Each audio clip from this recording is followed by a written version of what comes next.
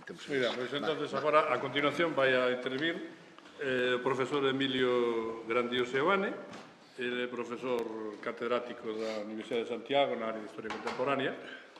Desde hai xa moitos anos está dedicado a estudiar cuestións relativas á posición de España e Portugal indirectamente na política europea, especialmente durante a Segunda Guerra Mundial. Agora, cando fala de agora España, incertezas e certezas dun futuro pos-Franco, non sei se vai ser nos anos 40 ou nos anos 70, ou nas duas cousas, ou ninguna. En todo caso, estou seguro que vai dar algunhas noticias novedosas e algunhas opinións tamén interesantes. Moitas gracias. Querido Emilio, te palabra. Bueno, algo falaremos, malo será. Algo falaremos, digo, malo será. Vamos a ver. Bueno, antes de nada, evidentemente, agradecemento. O agradecemento ao Consello, ao profesor Núñez Seixas, polo convite para falar desta temática. Realmente, bueno, o que tedes aí é unha escolma de material gráfico, pegatinas, cartaces, etcétera, que teremos próximamente do Fondo Miguel Gutiérrez, un traballo feito a través do Grupo Hispona cun convenio co Consello da Cultura Galega que é accesible a final deste ano, posiblemente. Estas son algunhas seleccionadas un poquinho para ambientar a charla, non?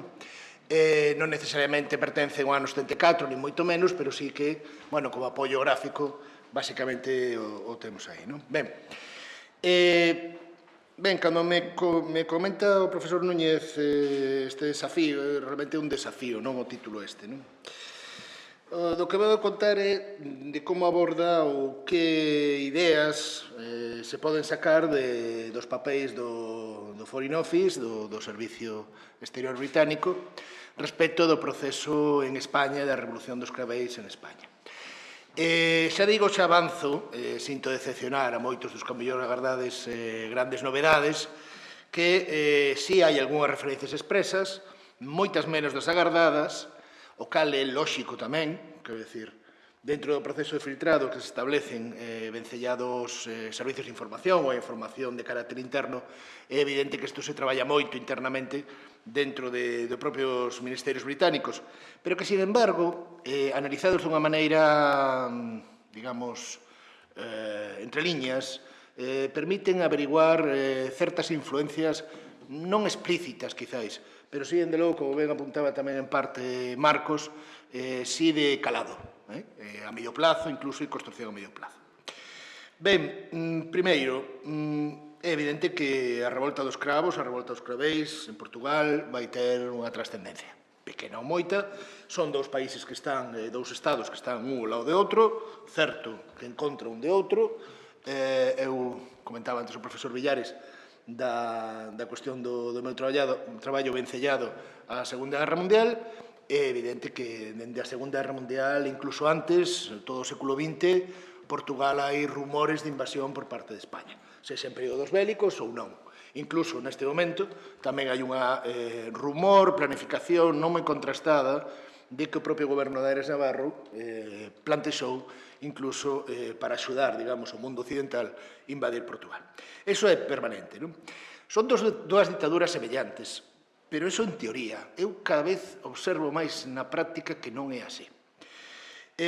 Primeiro, Salazar e Franco, as bases de pensamento, non tanto de pensamento, pero sí as bases simbólicas, digamos, das dúas dictaduras, son dous caracteres ben distintos, certo, pero os dous coinciden en varias cuestións. Coinciden no calculismo, coinciden na súa friaxe estratégica e coinciden nunha boa lectura política que les permite estar no poder, que é o seu objetivo, durante 4 décadas. Isto é asumible, absolutamente asumible. Do mesmo xeito que na dictadura española os católicos e os militares, o apoio dos católicos de boa parte da xerarquía católica e boa parte dos militares non explican a dictadura en si mesma. Hai moitos máis apoios. É un proceso bastante máis complexo. Outra cuestión é que non son políticos ao uso. Ningún dos dous serían líderes nun ámbito democrático. realmente este tipo de persoaxes, este tipo de persoas políticas, de, entre comillas, animais políticos, só sirven para un determinado espectro político. Non servirían para unha elección democrática, liberal, digamos, parlamentaria clásica ou para manterse de logo tanto tempo. Cuestións de credibilidade que afectan fundamentalmente a súa imaxe. Unha imaxe austera, unha imaxe que lle afasta, digamos, da vella política, que lle afasta da política criticable pola súa corrupción, da política transparente, que, polo tanto, o ser transparente tamén, evidentemente, ofrece negro, o sea, ofrece sombras, non só claros. Eles ofrecen unha imaxe radicalmente distinta. Ben, non estou tan de acordo na cuestión que comentaba antes pola mañá o profesor Villares, podemos despois tamén facelo en materia de debate, respecto do estamento militar. Eu creo que o estamento militar, o poder dos dous, é bastante semellante, pero nos procesos de chegada á democracia hai unha cousa, hai un elemento, creo que moi importante para entender o que non mencionamos aínda aquí, que é que o réxime de Franco continúa. É dicir, a ditadura militar continúa nun sucesor. Eso é algo que amarra, o sabemos, os militares. E amarra os militares. O cal non quere dicir que a forza non sexa semellante. Pero eso é algo que está aí, absolutamente ben presente, non só polos militares, evidentemente, sino por todos. Ben, despois de Franco, a pregunta é que vai pasar despois de Franco. Esta pregunta se está facendo aos servicios británicos dende os anos, incluso diría finais dos 50 e principios dos 60.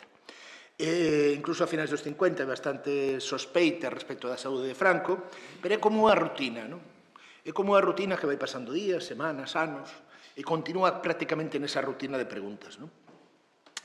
Realmente, o que se plantexa dende mitade dos anos 60, incluso mesmo da mesma estrutura administrativa franquista, é que ten que haber unha transición.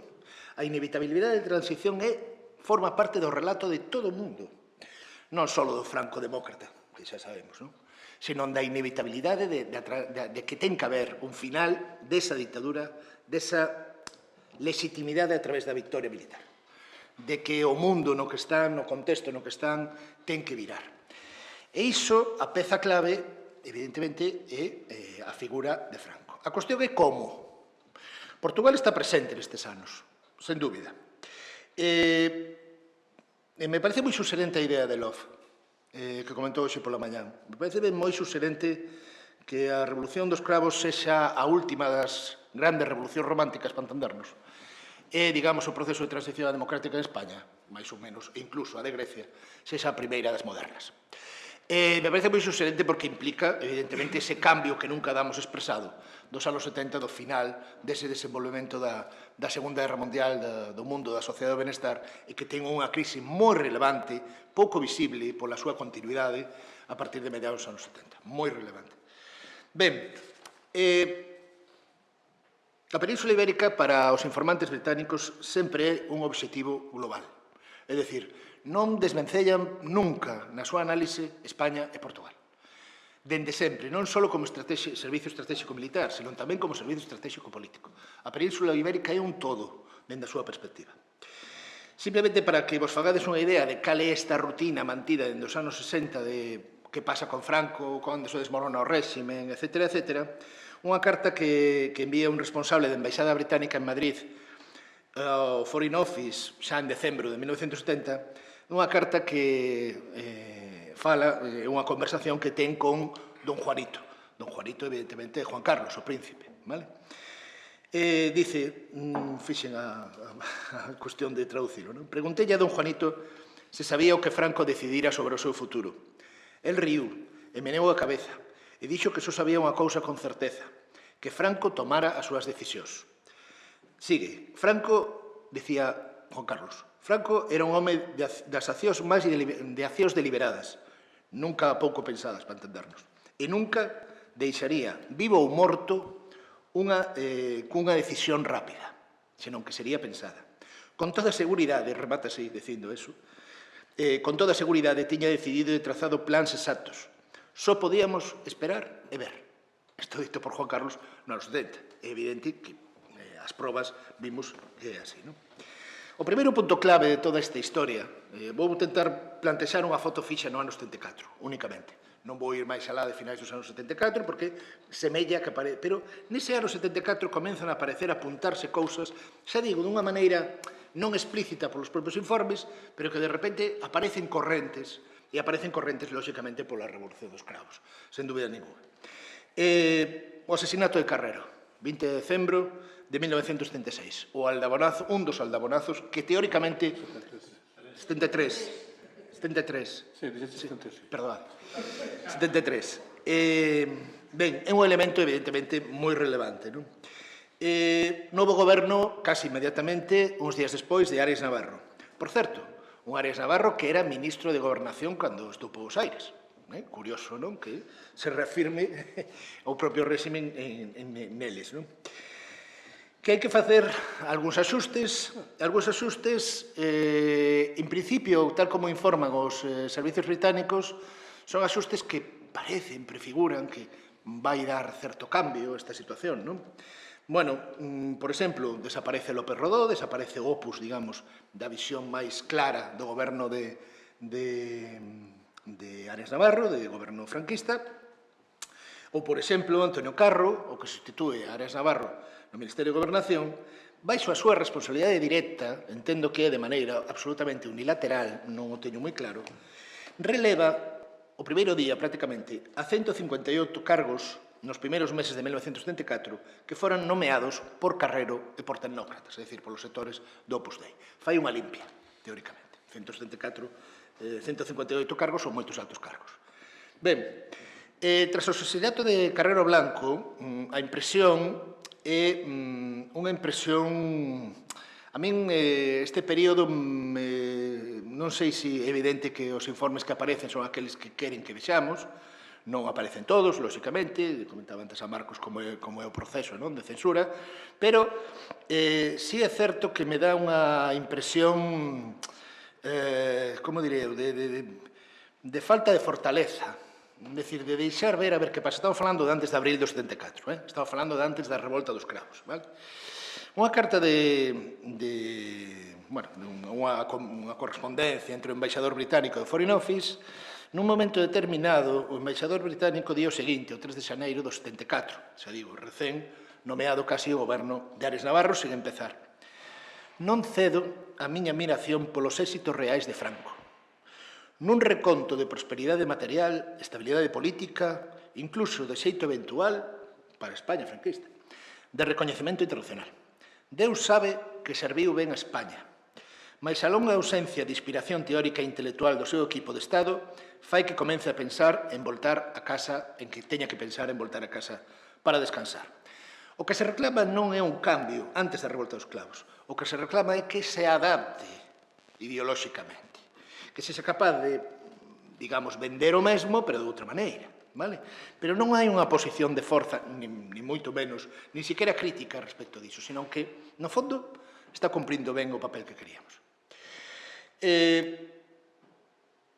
Ben, algo cambia, de feito, algo cambia tras a morte de Franco. Por exemplo, unha das sensacións de que tras a morte de Carrero, tras o asesinato de Carrero, non haxa ningún tipo de protesta, nin revolta, digamos, alentable, máis alá do habitual, digamos, neses anos, é constatado por estes mesmos informes como unha proba de madurez por parte dos españois. É unha proba máis de que os españois poden desenvolver medidas para garantir a maior participación do pobo na vida política. É dicir, que se pode levar de maneira pacífica. Estou falando de antes de abril, vale? Ben.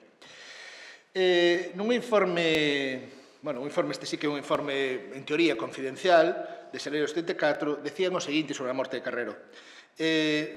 O morte de Carrero fixo que a xente se decatase de que ata Franco pode non ser inmortal.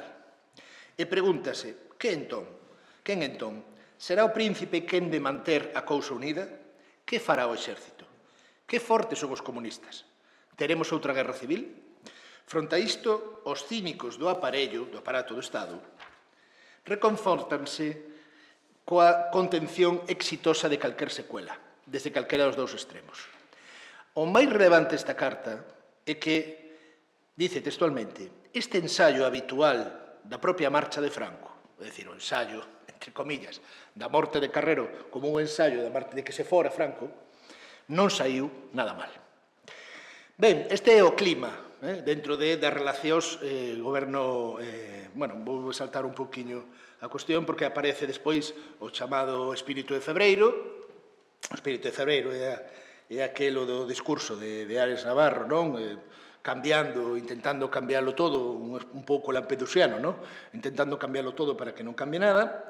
Pero o certo é que no propio discurso de Ares Navarro as relacións con Portugal prácticamente non aparecen, é dicir, hai un relato prácticamente mantido durante moito tempo en Carrero nas súas facturas de goberno das relacións con América Latina, das relacións de fraternais, relacións con Portugal, etc.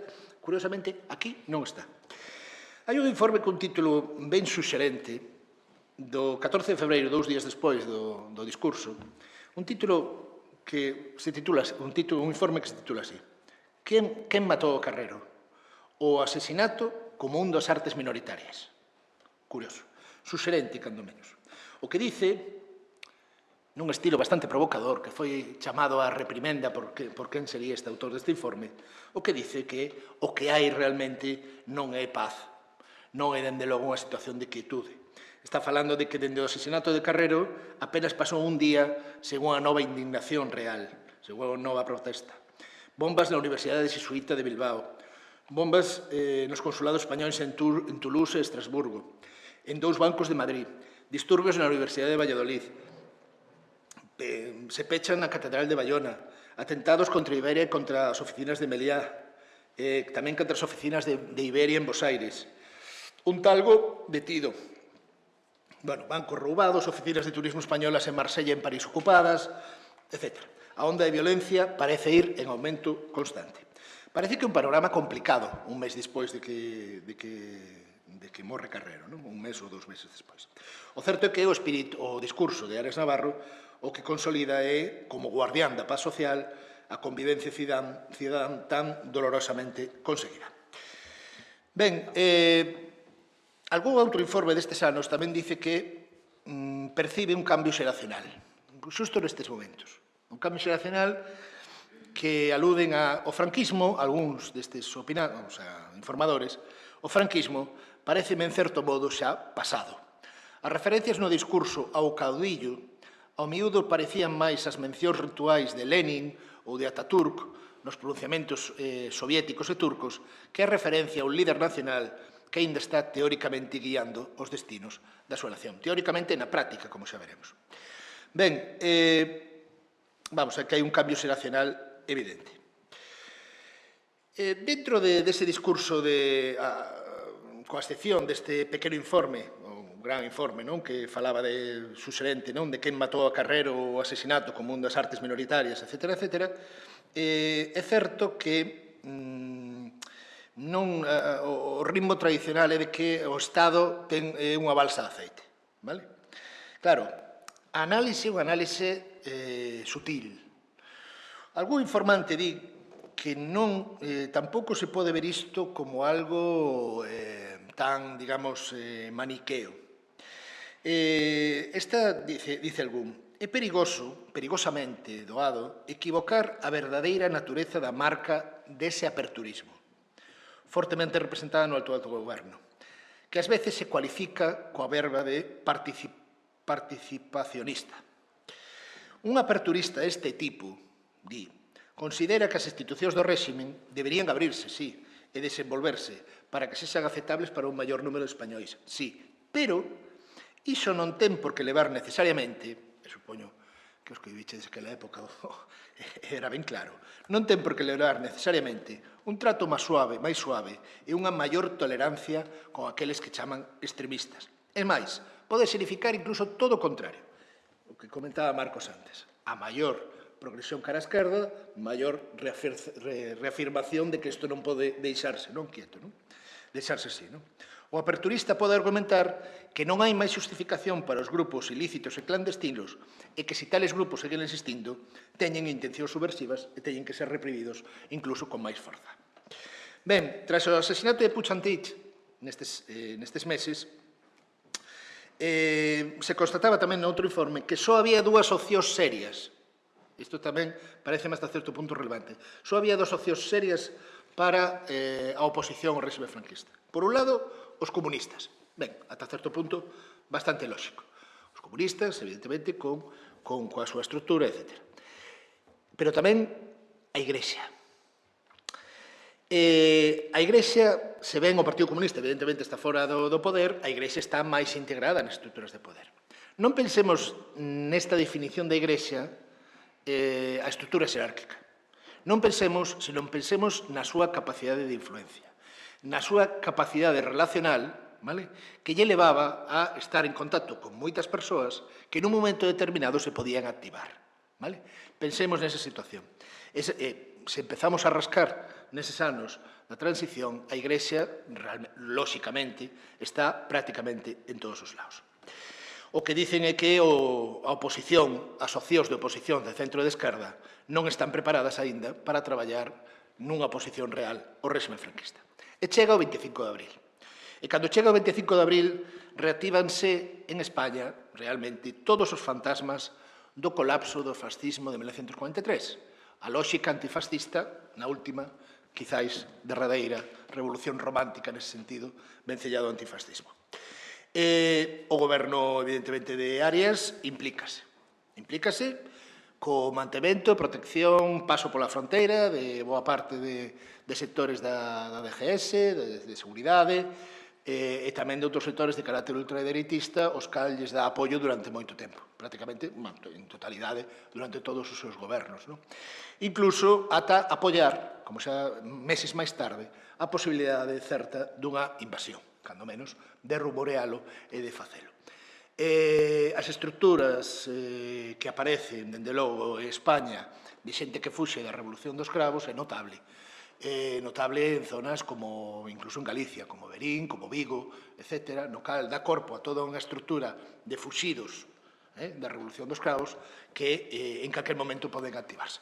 E que despois, moitos deles, a Chinterpress, por exemplo, e, bueno, fuxiron cara a países cando chega a democracia a España, fuxen realmente cara a países da América Latina despois de combatir tamén clandestinamente a ETA durante tempo. Ben, tras o 25 de abril, a maior resposta, non tanto por parte do Estado, pero sí dos representantes do Estado franquista, é a resposta dada no artigo en arriba de Girón do 28 de abril.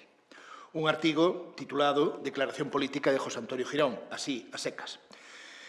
Para ir moi breve, denunciaba a existencia dunha conxura para que os españois perderan a fe en Franco e a fe na súa Revolución Nacional.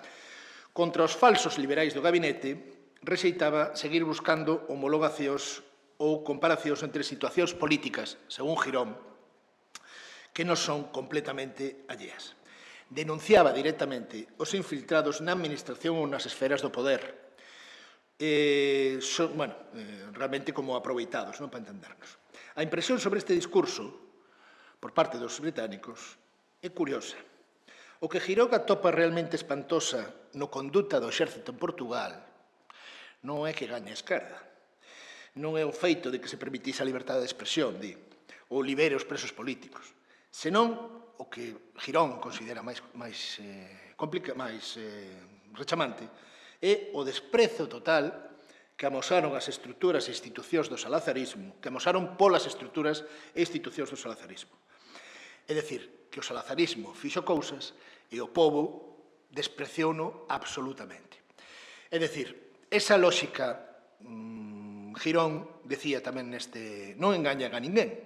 A súa lógica é a lógica, como decía tamén o profesor Villares, creo que onte pola mañán, a lógica da victoria na Guerra Civil. Gañamos nese plebiscito bélico, e ese plebiscito bélico, ao final, é o que nos legitima e, polo tanto, é o supremo valor en España. E os demais non nos entenden que é un plebiscito. Os demais non nos entenden este escenario. De feito, dice, a batalla non está entre reaccionarios e liberais, senón entre aqueles que entenden a legitimidade na victoria ou non. É dicir, democracia ou non.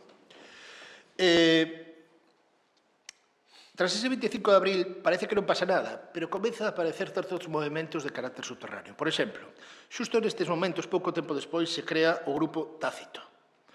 O grupo tácito, como se coñecedes, que significa, de feito, a tentativa de nova modernización da dereita, os inicios de todo isto. Realmente, son as novas xeracións da Asociación Católica Nacional de Propagandistas. Nada novo se facemos, outra cousa que cambien de nome, non? Entón, como cambian de nome, parece que non son os mesmos ou as mesmas estruturas, pero continúa. Ou, por exemplo, o Lendakari Leizaola entra en España para o Berreguna en Guernica. Según él, isto é tamén algo que teríamos que falar da porosidade, da capacidade da práctica da porosidade do réxime franquista con uns ou con outros, según él, con autorización oficial. É dicir, o Estado franquista lle permite entrar e sair, entendo que de maneira rápida. Outra cuestión, unha terceira cuestión, por exemplo, para observar que algo cambia, non de maneira explícita, pero algo cambia por dentro. Nestes informes británicos tamén se atopa unha solicitude de Madrid para que Fraga continúe na embaixada en Londres 18 meses máis. Se entende como unha cortesía. Bueno, os informes previos británicos sobre a estadía de Fraga como embaixador son moi negativos, os previos a este. Son moi negativos, no sentido de que este home, bueno, o chequean, digamos, para ver se este home pode levar adiante algún tipo de papel ou rol importante na transición, no proceso de transición da democracia, e o que dice é que este home non, sí, que ten moita capacidade, que ten moitos contactos, que é a administración tal, pero que como carácter, como non só porque sexa tal, sino non pode ser a imaxe, claro, non pode ser esa imaxe a imaxe da democracia tolerante e participativa. Bueno, pois, o Estado franquista o que lles ofrece a Gran Bretaña é que, en proba de boa vontade, é que Fraga continúe 18 meses máis, non? Co cal é bastante suxerente do que a ditadura pensa sobre si mesmo e da súa capacidade de apertura, non? Tamén, en maio, vai comenzar a xestión para a elaboración das bases do Estatuto dos Dereitos da Asociación Política, que non remataron ata decembro, pero comenzan a darse pasos de ver como ten que ir o futuro. Vale? Paralelamente, só en Madrid hai entre 100 e 150 estudiantes arrestados en Madrid. Isto é o que se ve. O que se ve por abaixo, o que pasa por abaixo, son movementos tendentes a todo isto. Ben, a partir de aquí hai un proceso de informes no que a comparación entre Caetano e Arias Navarro é constante. O goberno, a ditadura franquista, a ditadura portuguesa, como a ditadura franquista, co goberno de Arias Navarro, non é quen, porque Franco prácticamente non está nestes análisis, é Arias, vale? Franco está enfermo, bueno, enfermo, está débil, basicamente, cunha idade, pero xa veremos que non tanto. Os dous se caracterizan pola súa prudencia, Caetano e Arias. Arias incluso podría suscribir a lógica de Caetano de continuidade con evolución, etc., que parecerían bastante semellantes. E se preguntan, por que Arias é tan indeciso? E, sobre todo, por que se resisten tanto? O certo é que non hai presión sobre isto. Continúa isto. Despois de Franco, que pode haber? Bueno, a lógica dos informes que aparecen nestes anos é dunha falta de unidade da oposición por parte dos británicos. Isto da falta de unidade da oposición é unha lógica, é un relato constante dende os anos da Segunda República respecto aos análisis británicos respecto a España. A esquerda non ten unidade, o progresismo non ten unidade, o centro-esquerda non ten unidade, entón, polo tanto, o mal menor para entendernos son gobernos ou ben de dereita ou ben conservadores que, digamos, nos fan o traballo. Non ofrecen problemas e permiten realizar ese traballo. Polo tanto, a falta de unidade continúa existindo nesta perspectiva. Non hai, como tampouco hai alternativas reais a iso, ou cando menos se plantexan que non as hai, pois evidentemente o réxime franquista non ten tampouco presión dentro do sentido exterior, non? Este máis alá das cuestións diplomáticas. En xullo do 74 cae a Junta Militar de Grecia, en Grecia. É dicir, desa tríada da Europa meridional, España, Portugal e Grecia, dominada por dictaduras anacrónicas, como xa sabemos, na construción do Estado do Benestar, só queda España. Ou só debería quedar España. A ditadura franquista prácticamente queda soa. A idea é que, a partir de agosto, a partir deste verán, é que Santiago Carrillo comeza a aparecer cada vez máis nestes análisis, comenzan a aparecer os partidos que hai, comisións, o Partido Social do Interior, Partido Socialista do Interior, Tierno Galván é unha figura que estará de maneira constante dentro dos anos 60, etc. E a idea que vai calando cada vez máis é que o proceso transitivo se faga cun Arias Navarro que co apoio do príncipe comece a contactar coas forzas da oposición, deixando fora os comunistas. Esa é a lógica. Pero o príncipe, é dicir, a casa do príncipe nese momento, ten contactos previos, moito antes, nos anos 70, 71, incluso un poquinho máis alá, con sectores, evidentemente, da oposición. Non é Arias o que ten que axudar o príncipe, é o revés. É o revés, dende a perspectiva deles, non? Dende a perspectiva británica, non? De cales son o seu xogo de influencias, non? Claro, todo isto cambia cando esta liña de vamos facer unha transición pilotada por Arias Navarro, pilotada por o príncipe, que ao final vai ser a que se produce, non? A morte de Franco, non? Pero esta liña cambia cando Franco cede o poder entre xullo e agosto de 1974. Cede o poder porque está nunha operación, creo, etc. Pero pide recuperar o poder en setembro de 1974. Claro, isto, o poder continúa. Non é Franco que se queda a marxe, senón que Franco quere seguir nese sentido, non? Comenzan a aparecer, a empezar a desenvolverse movimentos e contactos que xa se establecían con anterioridade, pero dunha maneira moito máis usual, como, por exemplo, a Unión Militar Democrática, en setembro de 1974. Comeza a ser a primeira ruptura doctrinal das Forzas Armadas, visualización de que existe unha primeira ruptura doctrinal das Forzas Armadas españolas, evidentemente moi influída polo MCA. De feito, nunhas declaracións de Fortes, dende aquel momento tamén se plantexa a diferencia de como se ten que levar adiante o proceso democrático respecto de Portugal. Decía, cando menos o teño referenciado, que en vez dun pronunciamento activo, é dicir, en vez de unha revolta militar clásica ou clara, non? Como neste sentido, debíamos ensayar un pronunciamento negativo, é dicir, mollar a pólvora daquele exército azul, que sería lógica millor para esa para os supostos reais que existían nese momento, non necesariamente copiar o que estaba tal. Pero todo cambia moito máis, todavía moito máis, a partir do 17 de outubro de 1974, cun informe que falan do 26 Congreso en Suresnes. O 26 Congreso de Suresnes do Partido Socialista Obrero Español. O definen como unha aproximación gradualista que pode conlevar certa posible colaboración en algunhas etapas con gobernos saídos do réxime de Franco.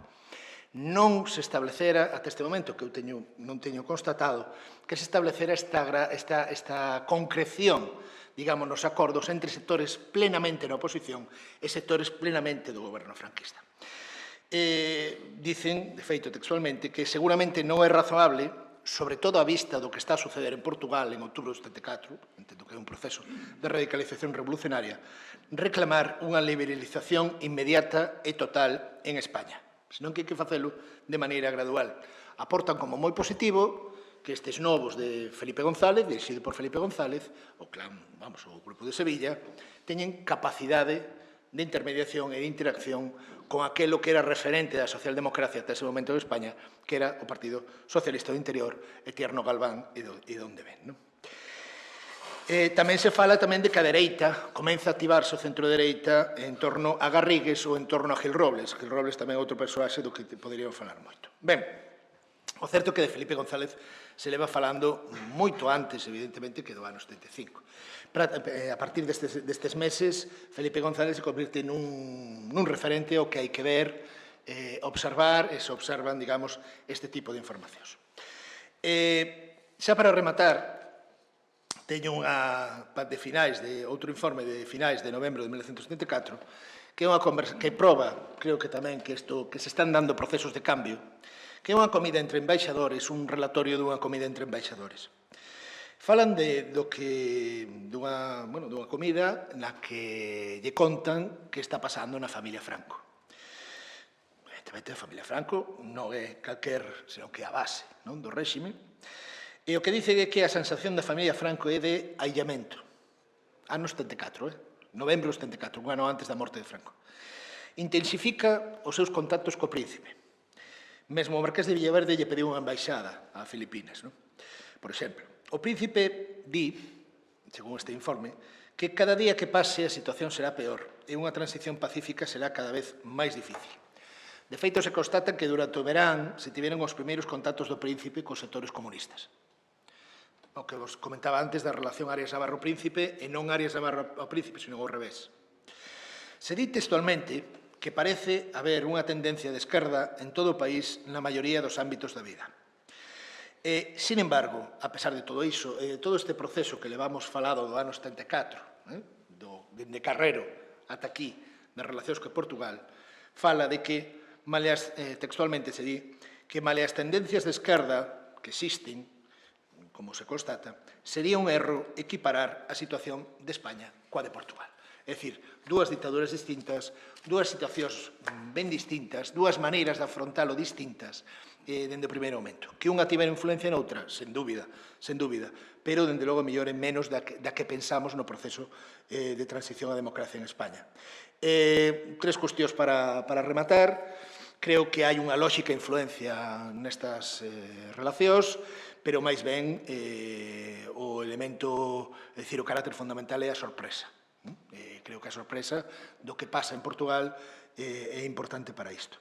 O que se produce en España, como tamén se falou hoxe pola mañán, non é un proceso de movilización, sino todo o contrario.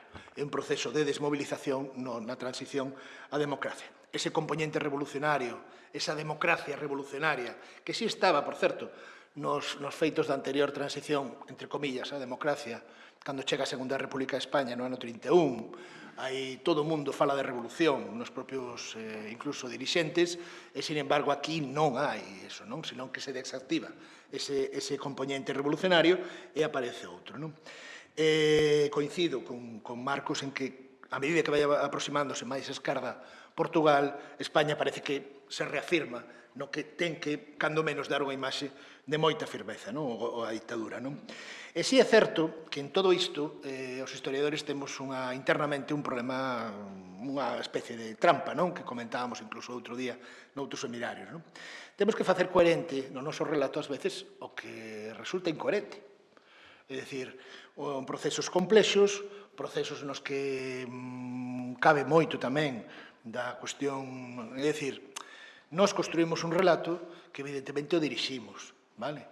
E o simplificamos, de feito. Pero a complexidade forma parte disto, non? Como dicía tamén Villares hoxe pola mañán, me pareceu moi boa esta frase, as transicións políticas están feitas sempre de medias palabras. Medias palabras que poden ser tomadas por un lado ou poden ser tomadas por outro. Esa é a auténtica realidade.